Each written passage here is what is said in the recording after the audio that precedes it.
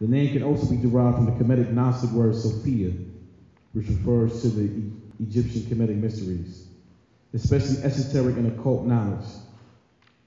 Sophia, as the Greek usage, means philosophy, which meant for an account of high quality of Sufi philosophers.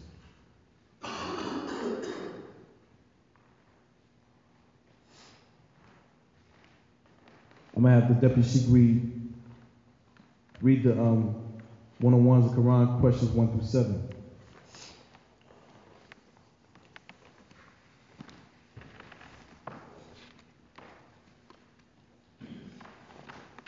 One-on-ones. Question 1.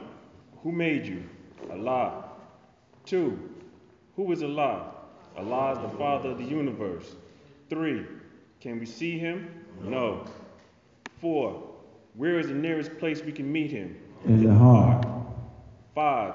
Who is Noble Jew Ali? He is Allah's prophet. 6. What is a prophet? A prophet is a thought of Allah manifested in the flesh. 7.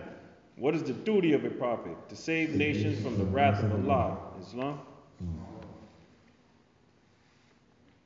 So when he read those 101 questions, states that the nearest place you can meet him is in the heart. That's a similar attribute in Sufism.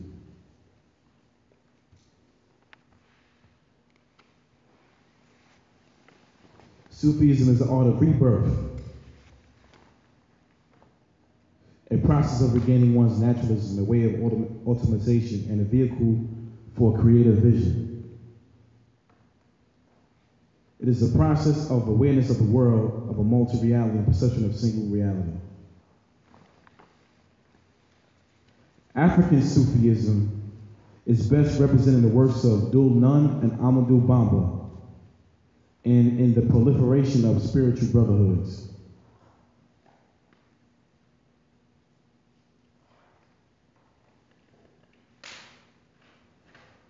When Sheikh Amadou Bamba was on the scene, he had conflict with the French occupation of Senegal. Bamba synthesized traditions of other Sufi orders such as the Qadiri and the Tijani, but more importantly, he developed his own school of thought. He emphasized the spiritual importance of hard work, discipline in the way that seen is not to devalue the importance of Salat, 5 prayers a day, at least made it appear to be less. He taught his followers to work as if they were never going to die, and absolutely obey their sheikh. To work, he taught, is to pray. Bamba's followers make their hajj not to Mecca, but in Tuba, where Bamba is buried.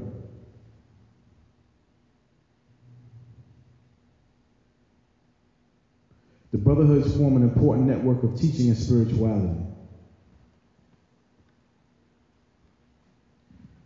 In West Africa, there's extensive use of symbolism and emphasizes mystical experience and introduced Islam, but not an exclusion of liberation, ancestors, veneration, Kabbalah, Hermetism, etc.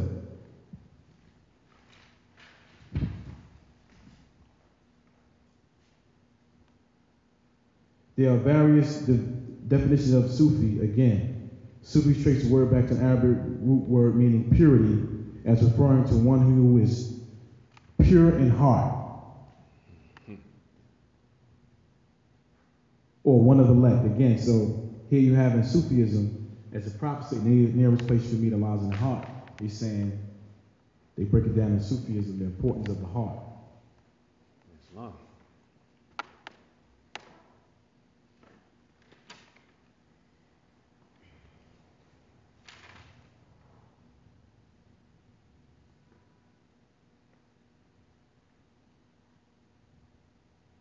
And a lot of when you talk about Senegal, in the Moorish Dawah Sufi order, they're descendants of the Almoravid Moorish dynasty.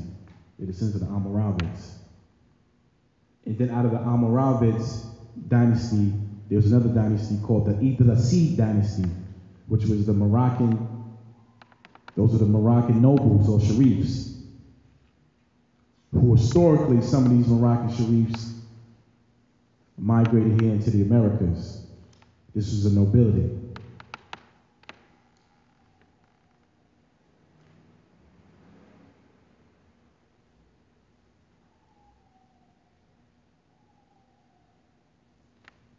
So this is very, very important information. Even when the Moors were in Spain, they took with a lot of esoteric information, the science of astrology, mathematics, physics. They were in not just Spain, but Europe at a time called the Dark Ages. Nobody could read or write. Only certain people could read. The vast majority of the population, over 90%, was illiterate. People weren't bathing, so on and so forth. So it was the Moors who ushered them into what's called the Renaissance period. So there was a lot of important Moors that played a role in civilizing and educating the European. At this time, you also have certain European brotherhoods and cults, esoteric orders. For instance, the Knights Templar. And the Knights Templar had become so powerful because they had created their own banking system. They had become so wealthy that the Catholic Church, the Vatican, had pretty much, they wanted to get rid of the Knights Templar. So they passed an edict to kill all the Knights Templar. And so, although the Knights Templar was protecting what you call the gate to Jerusalem, right, against, now this is a time called the Holy Wars, Islam versus Christendom. So Knights Templar, these military monks, were protecting and fighting against the Saracens, which were the Moors. But once the edict had been passed to kill all the Knights Templar because they had become too wealthy, the Catholic Church felt there was a threat. They actually confided in the Saracens, and they learned esoteric elements of Islam from the Moors and Saracens. This is like the foundation of your Freemasonry. You know, along with Rosicrucianism, Sufism among the Saracens played a major role in the forming of modern day Freemasonry. Freemasonry, they got a Knights Templar degree, right? Exactly. They actually have a Knights Templar degree. That's shown and proved they have a Knights Templar degree.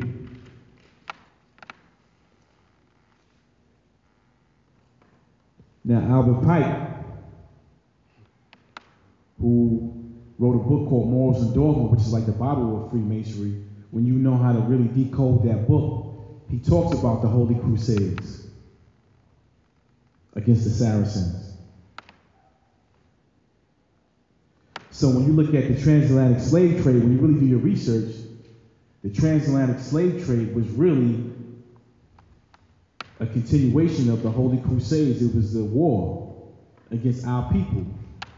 Once we were pushed out of Spain in 1492, it's no coincidence that the Queen of England, one of the first things they did was send out the Christian missionaries to all these places to befriend the indigenous population here in the Americas and Caribbean, all the lands of the Moors. It's all the empire of the Moors.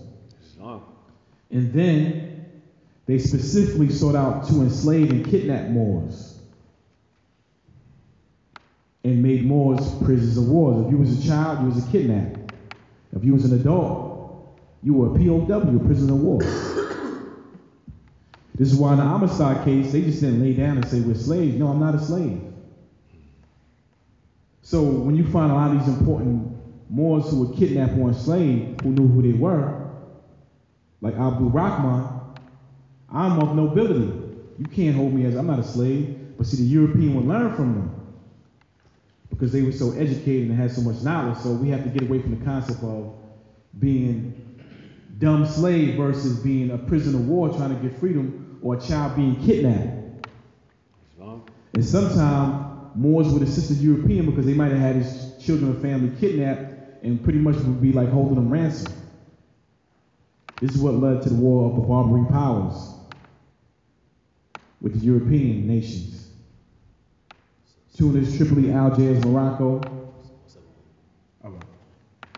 would capture the European ships, hold them